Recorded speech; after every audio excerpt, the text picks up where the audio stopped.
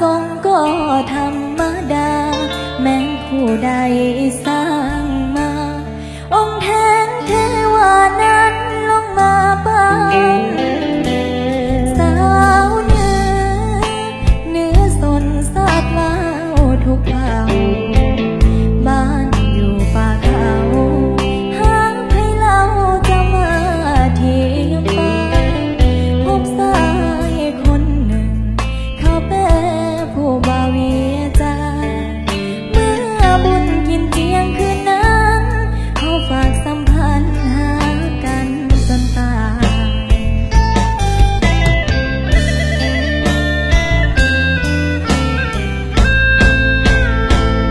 ที่สันผู้มองอ้ายบอกว่าลูกน้องหลาย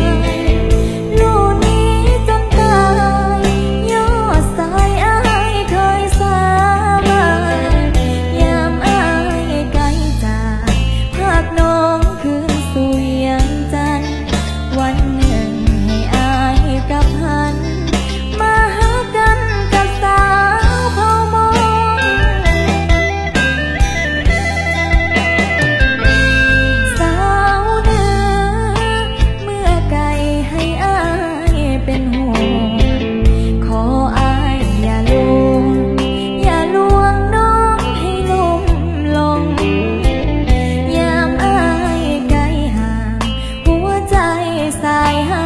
มันคงจงฟังเสียงเพลงห้องส่งผู้ย่อจงลองแจ้งอะไร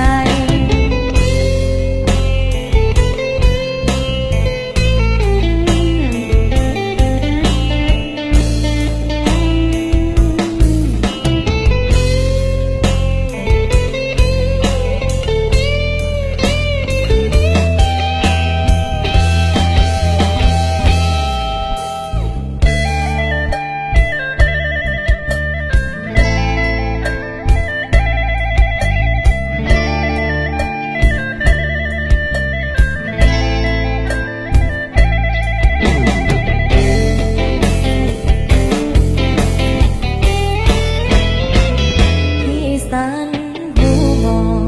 อ้ายบอกว่าลูกน้องหลายลูกนี้จนตายยอดสายอ้ายเคยสาบานยามอ้ายไกลจากภาคน้องคืนสู่เวียงจันทร์วันหนึ่งให้อ้ายกับหัน